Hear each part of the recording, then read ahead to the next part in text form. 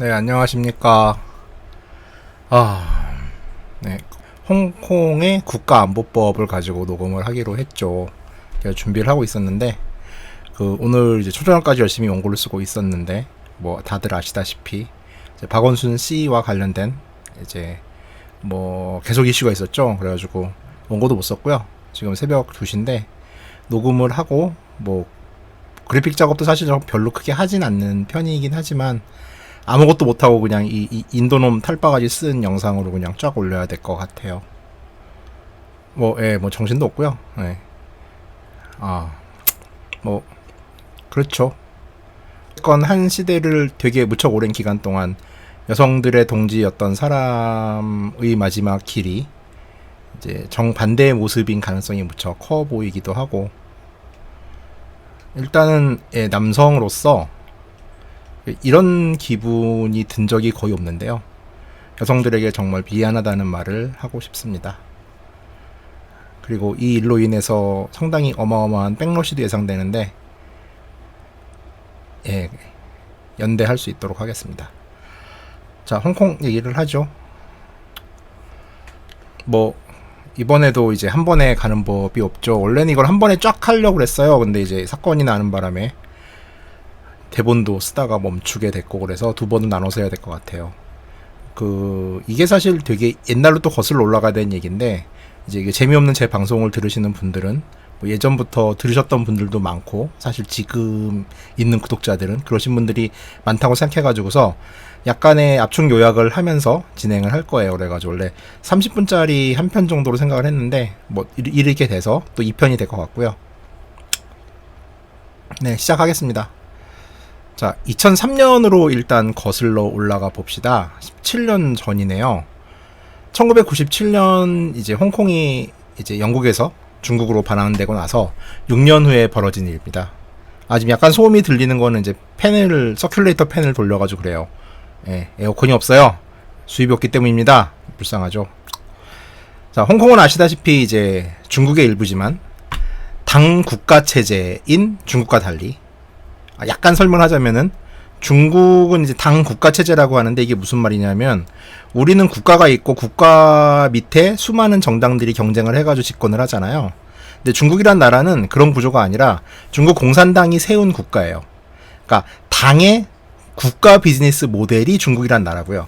그래서 중국의 인민해방군도 중국이라는 국가의 군대가 아니라 당의 국가예요.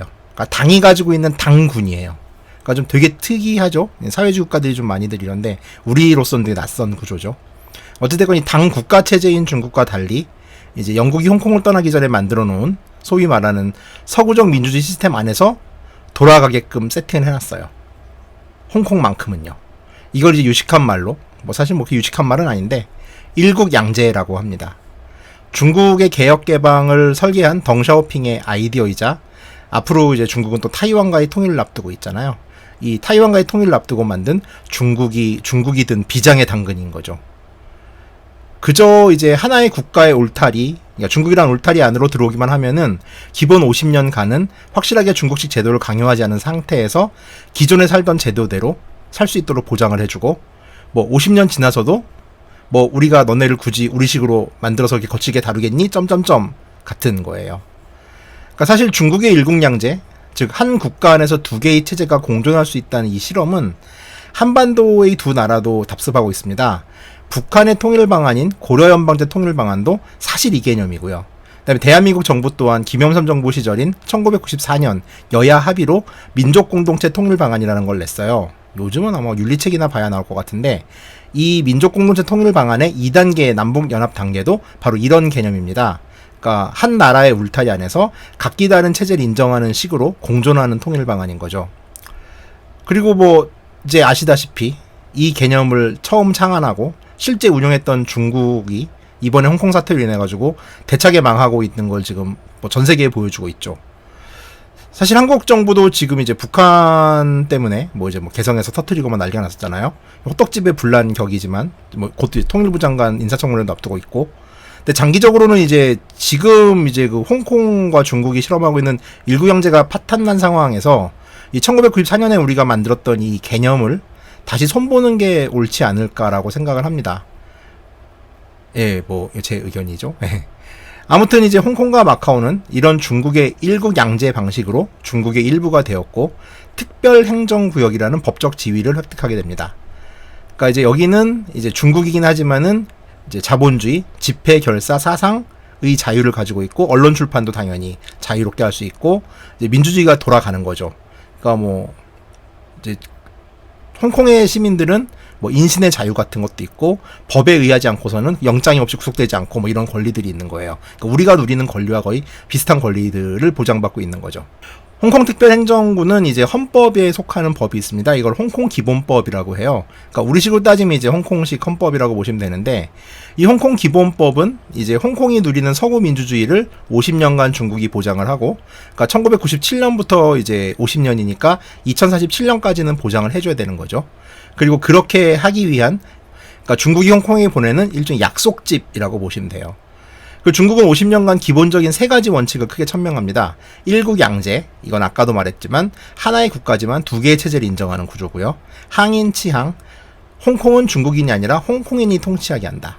그다음에 고도자치, 중국의 제도와 법률에 의거하지 않은 고도의 홍콩만의 자치를 누린다라는 내용이 그겁니다. 그러니까 딱 이건 외워두시면 남들에게 아는 체 할 때 좋죠. 일국양제, 항인치항, 고도자치. 그런데 홍콩을 반환받고 6년 후인 2003년 중국은 내심 불안했었나봐요.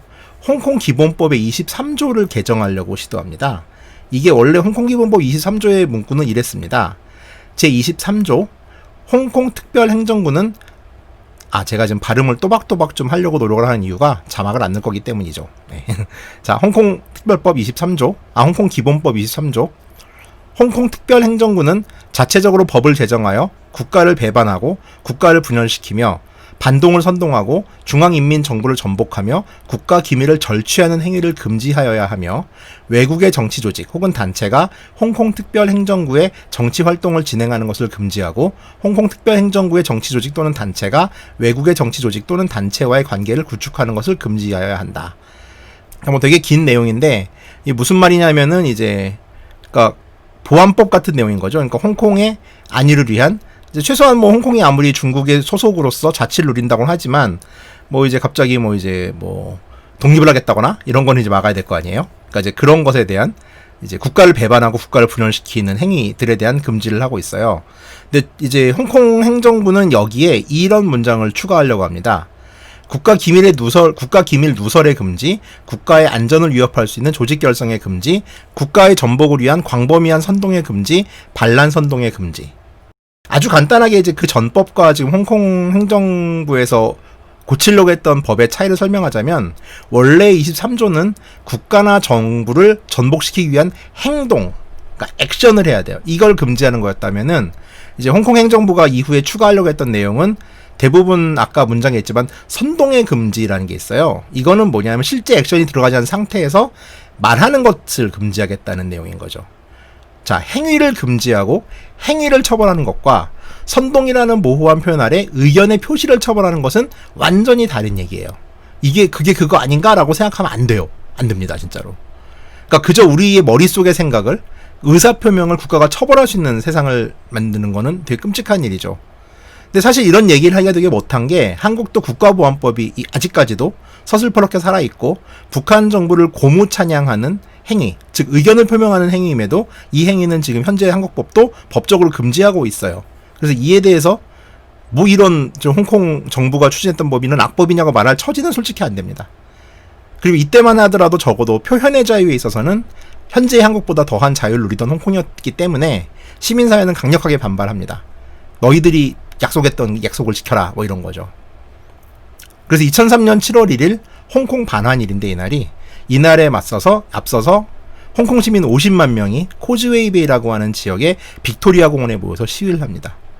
뭐 작년에 이제 홍콩 시위 기사를 보신 분들은 막 100만, 200만 이렇게 있어서 50만이 우스워 보일지 모르는데 이 50만은 2019년 6월 100만 행진 전까지 깨지지 않는 홍콩에선 단일 집회 최고의 인원이 모인 집회예요. 그러니까 당시 홍콩 정부는 무척 깜놀하면서 홍콩 기본법 23조의 개정을 무기한 연장하고 이 법을 추진한 안보장관은 사퇴합니다. 참고로 이제 개정의 무기한 연장은 그냥 철회라고 보시면 돼요. 그러니까 철회라고 말하면 국가로서는 좀 이제 어찌됐건 창피하잖아요. 그래서 무기한 연장이라고 표현을 주로 하는데, 어차피 국회라는 게 뭐 지금 21대 우리나라도 국회인데 20대 국회에서 발의된 법안들이 20대 국회에서 21대 국회로 넘어가게 되면 자동 폐기되잖아요. 그러니까 마찬가지로 이제 홍콩도 이 홍콩 기본법 23조를 무기한 연장한다고 한 말이 다음 이제 국회가 시작되면은 이건 자동으로 폐기될 수밖에 없는 건 거죠. 그래가지고 이제 무기한 연장이라는 의미로 이제 폐기한다는 말을 가름하는 거예요. 근데 이때 홍콩이 되게 좀 거세게 저항했던 거와 달리 마카오는 별다른 저항 없이 마카오 기본법 23조가 원안대로 통과됩니다.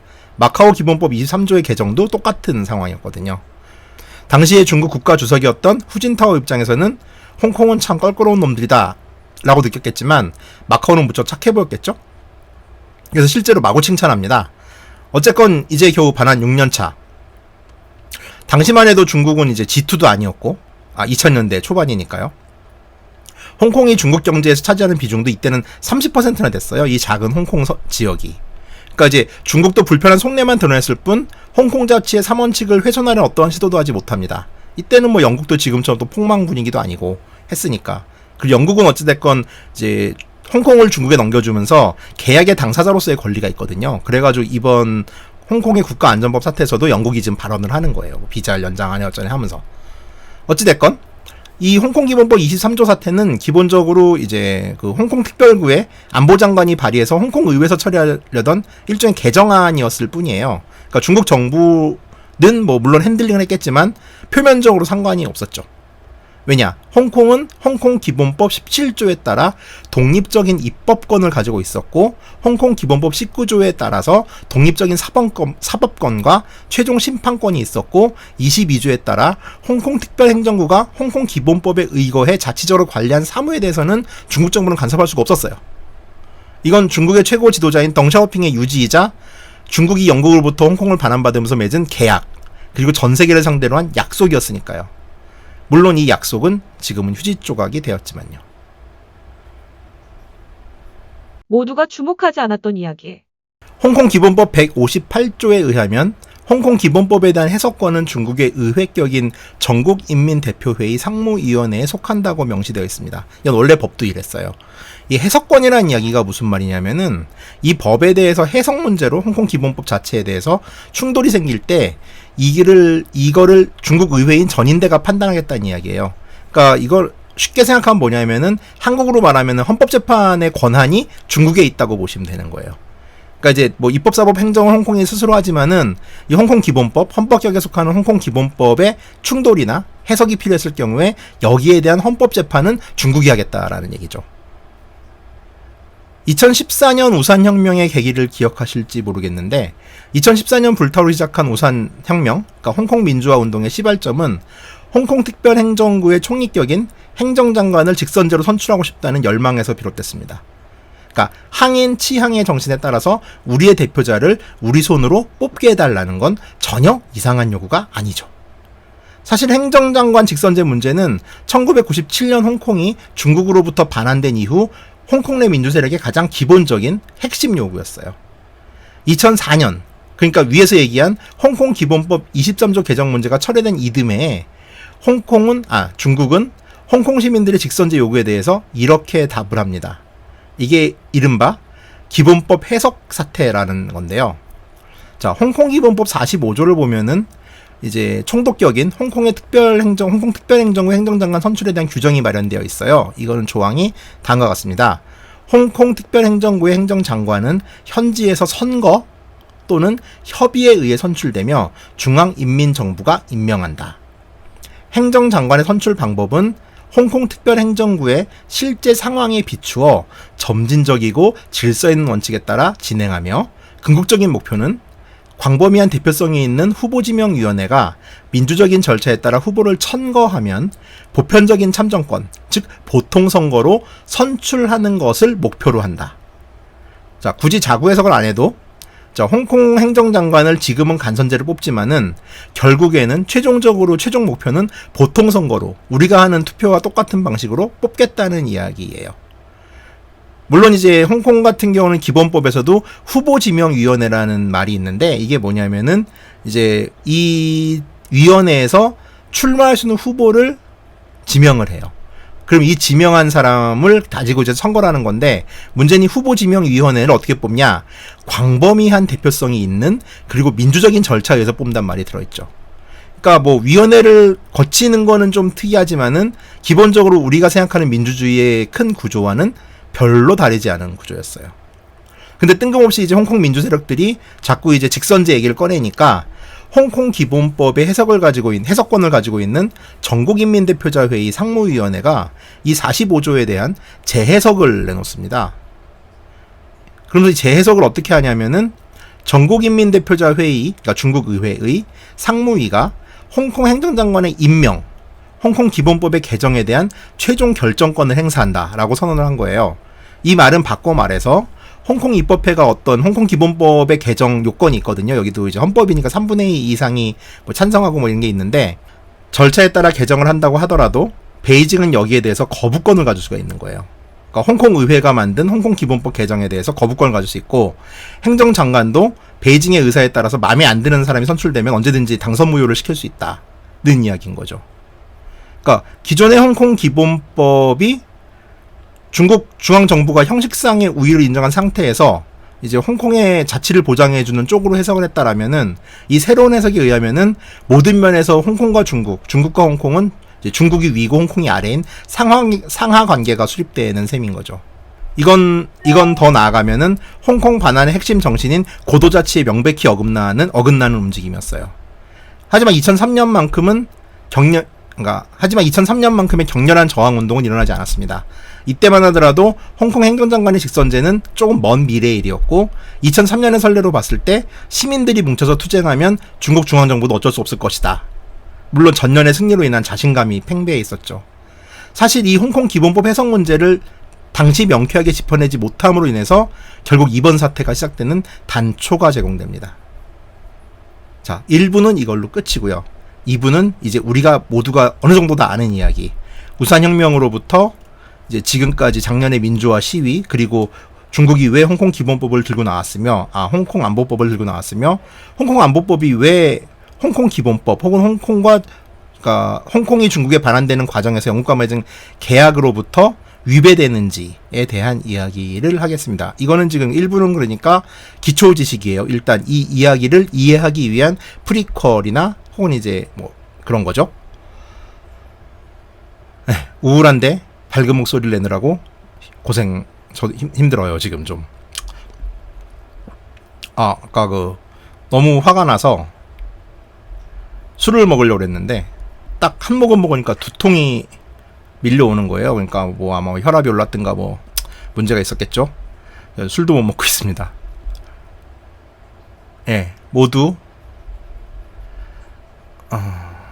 물론 이제 입장에 따라서 다르게 보시는 분들도 있겠으나 어떤 입장이든 간에 각자의 입장으로 슬프겠죠. 오늘 밤은 모두에게 위로가 이거 내일 업로드 되는구나, 아침에. 그래요. 그래도 위로가 되기를 바랍니다. 제 심정은 그렇네요. 감사합니다. 다음 시간에 나머지 이야기를 할게요.